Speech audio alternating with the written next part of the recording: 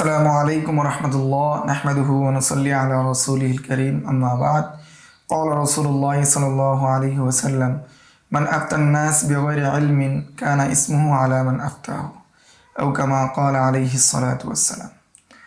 আজকের কায়দা হলো বাবুল জিম থেকে জিমের মাধ্যমে যে সমস্ত কায়দা শুরু হয়েছে সেইগুলো নিয়ে আলোচনা করা হবে। 102 নম্বর কায়দা, জিনায়াতুল আজমা জুবারুন। মিম জিম দ্বারা উদ্দেশ্য হলো মাজাল্লাতুল আহকামিল আদলিয়া। তাহলে জিনায়াতুল আজমা জুবারুন অর্থাৎ বোবা প্রাণীর অন্যায় দোষ, জুবারুন সেটা কি অনর্থক, সেটা গ্রহণযোগ্য না, অবিবেচ্য।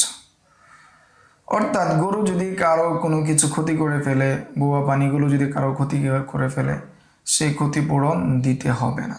এটাই বলা হয়েছে জিনায়াতুল আজমা জুবারুন। তো এর মধ্যে বিস্তারিত ব্যাখ্যা রয়েছে, আমরা হাসিয়ে দেখি যে যদি বোবা প্রাণীগুলো বা চতুষ্পদ প্রাণী যদি নিজের পক্ষ থেকে নিজ থেকে কারো ক্ষতি করে ফেলে, তাহলে এর জরিমানা মালিকের উপর আসবে না। অনুরূপভাবে যদি কেউ রাস্তার মধ্যে চলা অবস্থায় যদি কোনো প্রাণী, ঘোড়া অথবা কোনো গরু কাউকে আঘাত করে, তাহলে এর দায় মালিকের আসবে না। অথবা কারো শস্য জমি ক্ষতি করে ফেলে, অথবা কোনো মানুষকে ক্ষতি করে ফেলে, দিনে হোক রাতে হোক, সর্ব অবস্থায় কোনো ধরনের জেমান আসবে না। এটাই বলা হয়েছে মূলনীতির ভিত্তিতে জিনায়াতুল আজমা জুবারুন। তবে যদি এমন হয় যে চতুষ্পর্যন্ত সে নিজে নিয়ে যাচ্ছে, তার হাতে রশি রয়েছে এবং সে এমনভাবে নিয়ে যাচ্ছে যেভাবে নিয়ে গেলে মানুষের ক্ষতি হবে, তাহলে ক্ষতি হবে জেনেও সে যদি এইভাবে নিয়ে যায়, তাহলে তার উপর জরিমানা আসবে। অনুরূপভাবে সে জানে যে এই জায়গায় যদি আমার গরুকে রাখি বা ডিগরা দিই, তাহলে মানুষের যে ফসল আছে সেই ফসলকে খেয়ে ফেলবে। এই কথা জানার পরেও যদি সে গরুকে এইভাবে বেঁধে রেখে যায়, তাহলে এর জরিমানা তাকে দিতে হবে। আরও ইস্তেসনা করা হচ্ছে, যদি কোনো উচ্ছৃঙ্খল কোনো ষাঁড় হয়, অথবা পাগলা কুকুর হয়, অথবা পাগলা উট হয়, এমত অবস্থায় সবাই সে বিষয়ে জানে আর তাকেও কি বারবার সতর্ক করা হয়েছে, কিন্তু মালিক যে রয়েছে সে সতর্ক হয় নাই, তার সতর্ক না হওয়ার কারণে সেটা মানুষের ক্ষতি করে, তাহলে অবশ্যই তাকে জরিমানা দিতে হবে। তো এটাই হলো 102 নম্বর কায়দা, জিনায়াতুল আজমা জুবারুন, যে বোবা প্রাণীর ক্ষতি কি হবে না, কোনো ধরনের জরিমানা আসবে না। 103 নম্বর কায়দা হলো আল জুনুনু ইদা উজিদা মাররাতান ফাহুয়া লাজিমুন আবাদান।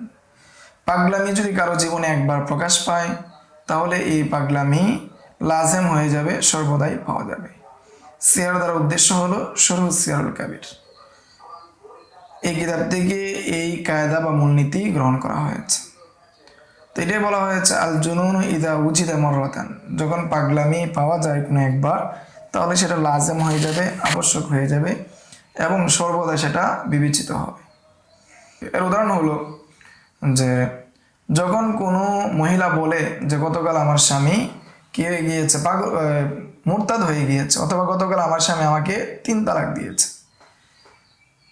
এর প্রেক্ষিতে যখন লোককে জিজ্ঞাসা করা হলো যে আপনি কি 3 তালাক দিয়েছেন অথবা মুরতাদ হয়েছেন, তখন সে যদি বলে যে আমি কুফরি কালিমা উচ্চারণ করেছি হয়তো, কিন্তু আমি ওই সময় পাগল ছিলাম, অথবা তালাক বলেছি হয়তো, কিন্তু ওই সময় আমার জুনুন চলে আসছিল, পাগলামি চলে আসছিল, তখন ওই ব্যক্তির কোলকে গ্রহণ করা হবে, বিবেচনা করা হবে ইয়ামিনের সাথে, কসমের সাথে।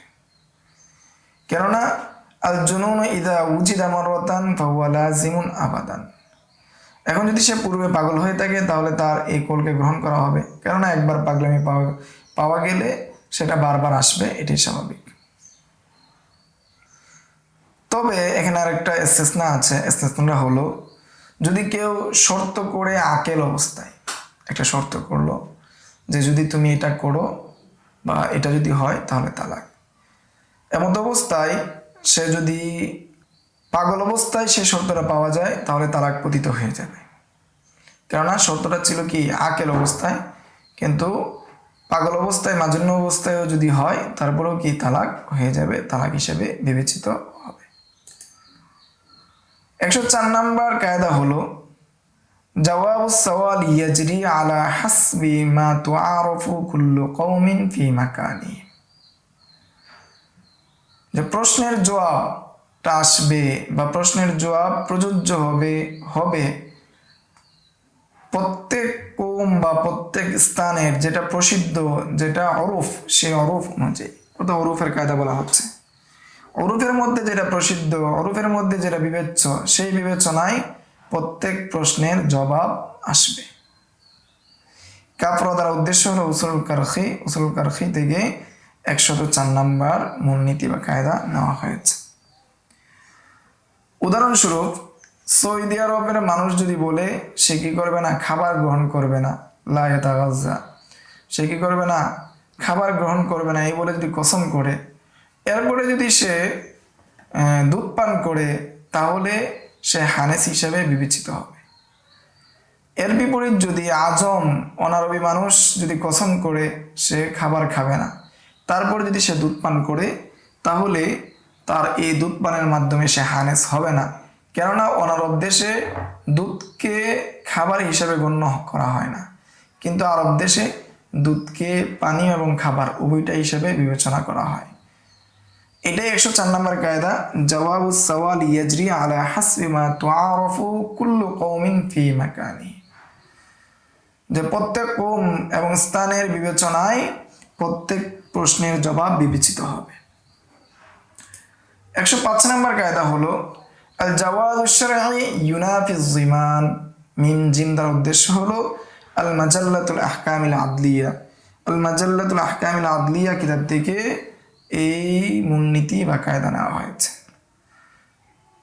এর উদাহরণ হিসেবে বলা হচ্ছে, যদি কোনো মানুষ তার মালিকানা জমিনের মধ্যে সে কূপ খনন করে, এমত অবস্থায় ওই কূপের মধ্যে যদি কোনো প্রাণী বা কোনো ব্যক্তি পড়ে মারা যায়, বা কোনো ব্যক্তির প্রাণী পড়ে মারা যায়, ধ্বংস হয়ে যায়, তাহলে এর জরিমানা কূপ খননকারীর উপর আসবে না, কেননা সে তার নিজ মালিকানায় কি করেছে, সে কূপ খনন করেছে। অনুরূপভাবে কেউ যদি কোনো ঘর ভাড়া নেয় এবং তাতে যদি কুয়া তৈরি করে এবং তার মধ্যে যদি মানুষ পড়ে মারা যায়, আর সেটা যদি বাড়ির মালিকের অনুমতি সাপেক্ষে করে, তাহলে তার কোনো জরিমানা আসবে না। আর যদি অনুমতি ছাড়া করে, তাহলে তার জরিমানা দিতে হবে। যদি সেটা সরকারি জমিনে হয়, সরকারের অনুমতি সাপেক্ষে কুয়া খনন করেছিল বা কোনো কিছুর প্রয়োজনে গর্ত করেছে, সেটার মধ্যে পড়ে কেউ মারা গেলে তার জরিমানা আসবে না। তবে যদি অনুমতি ছাড়া করে ফেলে এবং সেখানে যদি মারা যায়, সরকারি জমিতেই হোক, তাহলেও কি আসবে, জরিমানা আসবে। এটাই 105 নম্বর কায়দায় বলেছেন আল জাওয়াজুশ শারঈ ইউনাফিজ জিমান। যেটা শরীয়তে জায়েজ, এমন কাজ করলে সেটার মাধ্যমে যদি কারো ক্ষতি হয়ে যায়, এর মাধ্যমে জরিমানা আসবে না।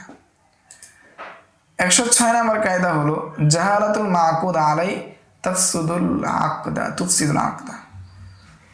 যে মাবি যদি কি হয়, অজ্ঞাত হয়, মাবি যদি না জানা যায়, মাবি কোনটা সেই বিষয়ে যদি কি অজ্ঞতা থাকে, তাহলে চুক্তি বাতিল করে দিবে, চুক্তি বিবেচিত হবে না। এটাই বলা হয়েছে জাহালাতুল মাকুদ আলাই তুফসিদুল আকদা। সিন ইয়া র দ্বারা উদ্দেশ্য হলো শারহু সিয়ারুল কাবির। তো এই ক্ষেত্রে যদি পুকুরের মাছ কি পরিমাণ আছে সেটা গণনা করে যদি কেউ কি করে পুকুরের মাছ বিক্রি করে, যে পুকুরটা বিক্রি করলাম 30,000 টাকা, কিন্তু কি পরিমাণ মাছ নাই, কি পরিমাণ মাছ আছে সেটা জানা নাই, তাহলে এই জাহালতের কারণে কি হবে, এই বিক্রি বিশুদ্ধ হবে না। অনুরূপভাবে এই সমস্ত যত ধরনের বিষয় আছে সেগুলো যদি কি হয়, অজ্ঞতা থাকে, না জানা থাকে, তাহলে সেই ব্যবসা বিশুদ্ধ হবে না। হাসিয়ার মধ্যে কয়েকটা শর্ত উল্লেখ করা হচ্ছে, যে বাই বা ব্যবসা বা বিক্রয় বিশুদ্ধ হওয়ার জন্য কয়েকটা শর্ত রয়েছে। তো তোর মধ্যে 1 নাম্বার শর্ত হলো যে মাবি মালুম হতে হবে, জানা থাকতে হবে মাবি কোনটা, পণ্য কোনটা, প্রোডাক্ট কোনটা সেটা জানা থাকতে হবে। ওয়াসামানু মালুমান, এবং সামানও কি হতে হবে, মালুম থাকতে হবে, জানা থাকতে হবে। যেই প্রোডাক্ট এবং কি সামান, মূল্য এবং কি এই পণ্য এমনভাবে জানা থাকতে হবে যাতে করে সেটা পরবর্তীতে ঝগড়ার দিকে না নিয়ে যায়। ফলে কোনো মাজহুল জিনিস যদি বিক্রি করা হয় সেটা কি করবে, মফজি আল মুনাজার দিকে নিয়ে যাবে, ঝগড়ার দিকে নিয়ে যাবে, সেই জন্য সেটা সহিহ হিসাবে বিবেচিত হবে না। যেমন কেউ যদি একটা পাল থেকে, বকরির পাল থেকে একটা বকরি বিক্রি করে, তাহলে সেই বিক্রি বৈধ হবে না, কারণ এই বকরি পালের মধ্যে অনেক বকরি আছে, কোনোটা ছোট আছে, বড় আছে, বিভিন্ন গুণাবলী রয়েছে। তো এই ক্ষেত্রে বিক্রেতা চাইবে ছোটটা দিতে, ক্রেতা চাইবে বড়টা নিতে, বিক্রেতা চাইবে যেটা দুধ দেয় সেটা নিতে, ক্রেতা চাইবে যেটা দুধ দেয় সেটা নিতে, বিক্রেতা চাইবে যেটা দুধ দেয় না সেটা দিতে। এই কারণে কি হবে, ঝগড়া আসবে। এই জন্য জাহালাতুল মাকুদ আলাই কি হবে না, বৈধ হবে না, যেটার মধ্যে অজ্ঞতা রয়েছে সেটা বৈধ হবে না। অনুরূপভাবে ইজারার ক্ষেত্রে মানফাত যদি কি থাকে, অজ্ঞতা থাকে, মানফাতের বিষয় যদি না জানা থাকে, এবং মূল্য বিনিময় কি হবে সেটাও যদি জানা না থাকে, সেটাও কি হবে না, বৈধ হবে না। তাহলে 106 নাম্বার কায়দা আমরা পেলাম জাহালাতুল মাকুদ আলাই তুফসিদুল আকদ, যে পণ্যর যদি জাহালাত হয়, পণ্য সম্পর্কে যদি না জানা যায়, তাহলে আকদকে বাতিল করে দেয়। 107 নাম্বার কায়দা হলো আল জাইয়িদু ওয়া রাদ্দিয়ু ফি রিবওয়াতি সাওয়াউন, ভালো স্বর্ণ অথবা ভালো খারাপ স্বর্ণ, ঠিক আছে, 18 ক্যারেট, 20 ক্যারেট অথবা 22 ক্যারেট, উভয়ের ক্ষেত্রে, স্বর্ণের ক্ষেত্রে সুদ হওয়ার ক্ষেত্রে সমান। এবং অন্যান্য জিন্স যেগুলো কি সমজাতীয় জিন্স, একই জিন্স, ধান, সেটা ভালো ধান আর খারাপ ধান একটা বিনিময়ে একটা বিক্রি করা কি হবে না, বৈধ হবে না, উভয়টাই কি সমান। ও জুয়ুফু কাল জিয়াদি, এবং খাতযুক্ত মুদ্রা এবং ভালো মুদ্রা উভয়টাই কি সমান। জুয়ুফ বলা হয় যেটার গুণগত মান পরিপূর্ণ না, মানের মধ্যে বা মানসম্পন্ন না, পরিপূর্ণ না, এটাকে বলা হয় জুয়ুফ। আর জিয়াদ বলা হয় যেই দিরহাম বা দিনার পরিপূর্ণভাবে কি রয়েছে, এই পরিপূর্ণভাবে সেটার স্বর্ণ এবং রূপা রয়েছে, কোনো খাদ নাই, সেটাকে বলা হয় জিয়াদ। ফলে জুয়ুফ এবং জিয়াদ কতক মাসালার ক্ষেত্রে এটা কি সমান। জুয়ুফ এবং জিয়াদ কতক মাসালার ক্ষেত্রে সমান, এর উদাহরণ হলো যদি ক্রেতা জুয়ুফের দ্বারা কি করে কিনে, আর হকের সুপার দাবিতে প্রতিবেশী যদি ওই বিক্রেতার কাছ থেকে কিনতে চায়, আর বিক্রেতা যদি তার কাছ থেকে জিয়াদ দাবি করে, তাহলে তাকে জিয়াদি দিতে হবে, জুয়ুফ দিলে চলবে না। জুয়ুফ বলা হয় যেটা বাইতুল মাল গ্রহণ করে না, বাইতুল মাল ফিরিয়ে দেয়, সেটাই জুয়ুফ, খাদ রয়েছে। আরেকটি অংশ কায়দার ওয়ান্নাইম কাল মুস্তাইকিজি ফি বাদিল মাসাইল, যে ঘুমন্ত ব্যক্তি জাগ্রত ব্যক্তির হুকুমে কতক মাসালায়, যে ঘুমিয়ে আছে যে ব্যক্তি, সে ব্যক্তি জাগ্রত ব্যক্তির হুকুমে কতক মাসালায়। এর উদাহরণ হলো জাগ্রত অবস্থায় যদি কারো মুখ দিয়ে বৃষ্টির পানি চলে যায়, যেমন রোজা ভেঙে যায়, তেমনিভাবে ঘুমন্ত অবস্থায় কারো মুখ দিয়ে যদি বৃষ্টির পানি চলে যায়, তাহলেও তার রোজা ভেঙে যাবে। জাগ্রত অবস্থায় যদি জিমা হয়, তাহলে যেমনি ফরজ গোসল আবশ্যক হয়, ঘুমন্ত অবস্থায় জিমা হলেও কি হবে, ফরজ গোসল আবশ্যক হবে।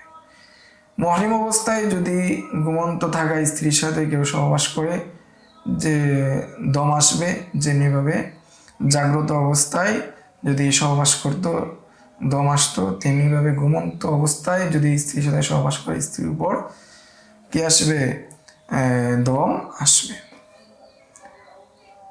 তো এখানে যে আল জাইয়িদু ওয়ার রাদ্দিয়ু ফি রিবওয়াতি সাওয়া, যে সুদের ক্ষেত্রে ভালো এবং মন্দ বইটা সমান। এটা কেন? যাতে করে এই সুদের সুযোগ না থাকে। রাসূল সাল্লাল্লাহু আলাইহি ওয়াসাল্লাম নিজে হাদিস বর্ণনা করার মাধ্যমে বলে দিয়েছেন জাইয়িদুহা ওয়া রাদ্দিহা সাওয়া, যে কোনো জিনিসের ভালো এবং মন্দ উভয়টাই কি সমান। উভয়টার মাধ্যমে যদি কি করা হয়, পরিবর্তন করা হয়, তাহলে সমান সমান করেই করতে হবে, এর বিপরীত করা যাবে না। এখানে আয-যুয়ুফু কাল জিয়াদ এই বিষয়ে 5টি মাসালা আছে, এটা বাহরুল রায়কের মধ্যে আছে। অনুরূপে তৃতীয় অংশ অন্যায়মু কাল মুস্তাহিকি ফি বাদিল মাসাইল আই ফি 25 মাসআলাতান কামা ফি শারহিল হামাবি। আর ঘুমন্ত ব্যক্তি জাগ্রত ব্যক্তির মতো এই বিষয়ে 25টি মাসালা আছে, যেটা আশবানাজের সরার মধ্যে শরহুল হামাবির মধ্যে কি আছে। এই ছিল 102 নম্বর কায়দা থেকে 107 নম্বর কায়দা নিয়ে সংক্ষিপ্ত আলোচনা।